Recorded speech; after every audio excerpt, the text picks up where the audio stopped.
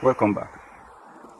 There is a substance, a drug, out there that is much more dangerous than alcohol. Over time, in the long run, it kills a whole lot more people than cancer, a whole lot more people than HIV/AIDS, malaria, COVID. You know what this drug is? No, it's not heroin. It's not cocaine either. It's called sugar.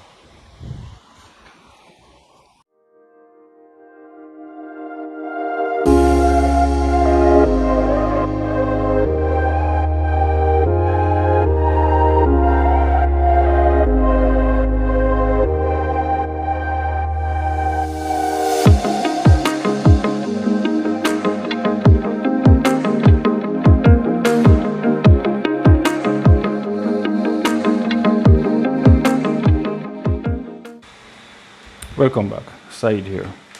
Now, for the purpose of today's video, we'll be discussing two forms of sugars, even though there are four main types. The two we'll be discussing today are fructose and glucose, and that is because these are the two most prominent sugars in our modern diets today. Right? So these are the ones that we'll focus on. I'll start out by discussing the different forms of the sugars, or how they present themselves in our everyday diets. For example, for fructose, it appears in the form of high fructose corn syrup. It is comprised of both fructose 55% and glucose 45%. They have a stronger form which is 90% fructose and 10% glucose as well. You have honey, which is also made up of fructose, and you also have sucrose, which is regular table sugar. It is 50% fructose and 50% glucose. Now, fundamentally speaking, fructose contains no essential nutrients and serves no fundamental nutritious or metabolic purpose within our bodies. As a matter of fact, a recent study that was carried out by the Sage Open Medicine campus 2016, it was done, has shown that prolonged exposure to fructose may actually induce oxidative stress in humans, may elevate systolic blood pressure, and also increase in uric acid and triacylglycerides. Glucose is found in Irish potatoes, breads, naturally in ground provisions and so forth. Now we're going to talk about how they are metabolized by the body, because this is where it is determined what is helpful to us and which sugar actually becomes a toxin. Let's start with glucose. Glucose can be metabolized by every single cell in the body. It is absorbed by the cells and sent to the mitochondria, where it is metabolized to form energy producing compounds or phosphates, which the body uses to do work. What is left is stored by the muscles as well as the liver in the form of glycogen, and what is left out of that is converted to fat, which is usually by the end of the process probably around 5% of the total ingested glucose. Alright, so it's mostly energy, stores of energy, and then some fat will be left afterwards. Now when it comes to fructose, your body handles this completely differently. As I mentioned before at the very beginning, fructose serves no biological function in your body. It is not needed, it's non-essential, it's useless, it's a toxin.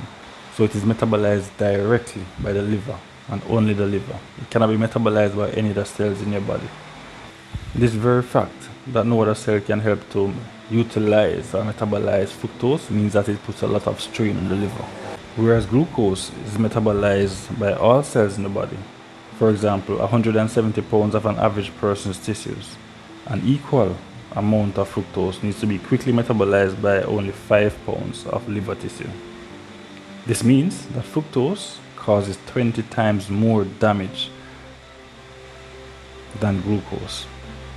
When the liver metabolizes fructose, it's broken down into glucose, lactose, and glycogen. There is no limitation to the system of metabolization. What does this mean? It means that the more you consume, the more the liver tries to metabolize it and break it down. When the liver's limited glycogen stores are full, the excess fructose is converted directly into liver fat in a process that is called de novo, which means new, lipo, meaning fat, genesis, meaning creating or building. De novo lipogenesis. It is this fatty liver that becomes crucial to the development of insulin resistance. Funnily enough, another well-known, well-regulated toxin, alcohol, ethanol, if you may, is also mostly metabolized by the liver. In fact, 80% of it is broken down to form a toxin called acetaldehyde, which triggers the release of reactive oxygen species within the liver, which are toxic and detrimental to the cells, and it also stimulates de novo lipogenesis. Now, let me get back to what the dangers of fructose are, so you have a picture that I'm trying to build here. One, it raises your cholesterol, the VLDL cholesterol levels. This is what leads to fat accumulation within the liver and around your organs. So this can lead to a fatty liver as well as potentially heart disease. It increases your blood sugar levels. It increases blood levels of uric acid. It causes insulin resistance, leading to obesity and diabetes type 2. Imagine that. It promotes overeating as it doesn't suppress appetite as much as glucose does. Furthermore, it causes leptin resistance, disturbing the body's fat regulation system and contributing to obesity also. So what do Americans, for example, have in common? You see that Americans over the last 10 years have gotten bigger and heavier in weight. They're obese. Have you looked at the diet? It's filled with sugar. Everything in the supermarket is filled with sugar. They're constantly taking in fructose. That is why they're obese. Let me mention this clearly though. Fructose from added sugars is bad for you. However, fructose from fruit, directly from fruit, is not. Hear me out, listen, and let me explain why it is. Fruits have low calorie density, but they also have lots of fiber. What that does is, when you eat the fruit, for example, you eat an apple and you chew it up, you swallow that apple, it is slowly digested and sent down to the intestines, where the fructose attached to the fiber is slowly absorbed over time, while this apple is passing through the intestines. So the amount that actually goes to the liver is small, and it actually goes to the liver slowly, so the liver has time to process it properly without overworking. That is fine, that is not a problem. The problem becomes when you drink, for example, a fruit juice which has been blended and strained and has no fiber in it, just natural juice. That fructose is going straight to your liver. It's absorbed at once, and all of it is being sent directly to your liver in one go. And that is where problems arise. The major problem with fructose will always be this: there is no innate or natural braking system within the body to slow or stop the metabolization of fructose in the liver. More fructose leads to more de novo lipogenesis or fat building, which leads to more insulin resistance, which leads to more uric acid buildup, which leads to more oxidative stress, which then leads to more inflammation, which, as you can imagine, will lead to more severe disease and death.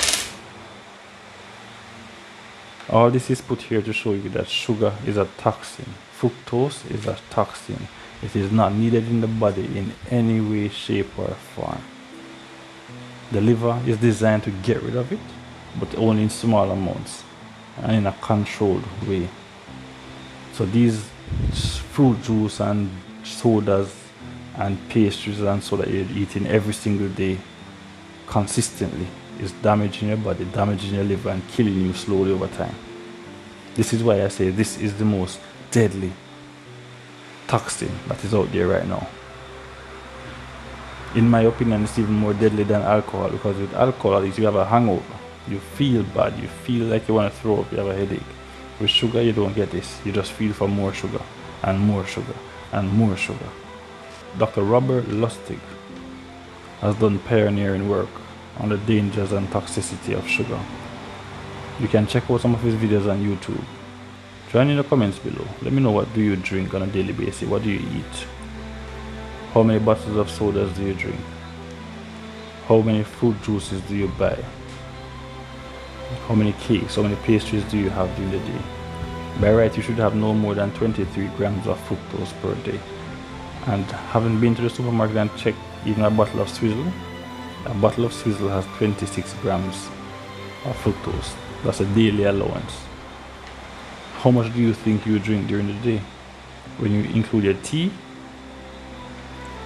some Tang, or Kool-Aid, or whatever drink you have during the day, maybe some tea in the nights, maybe some food, a biscuit.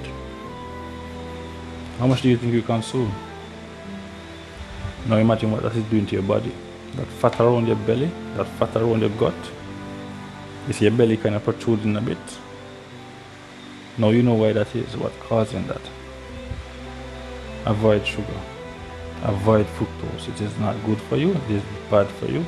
And ultimately, if you continue to ingest sugar as we are doing now as a people, you're going to have more people being on dialysis, more people having cancer, more people having hypertension, more people having all kind of illnesses. Because this is what is killing us now. That is why cancer rates are so high now. That is why renal failure is so high right now. These are what are killing us. You have to cut sugar out of your diet. Cut fructose out. You can have a little bit of glucose. As I say, your body knows how to use it. It metabolizes it very well.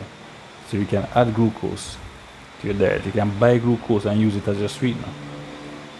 Just know that you have to limit the amounts as well. Don't overdo it. But it's 20 times less potent than fructose. So it's nowhere near as dangerous. Use your mind, guys. Use your sense. This is food for thought. See you soon.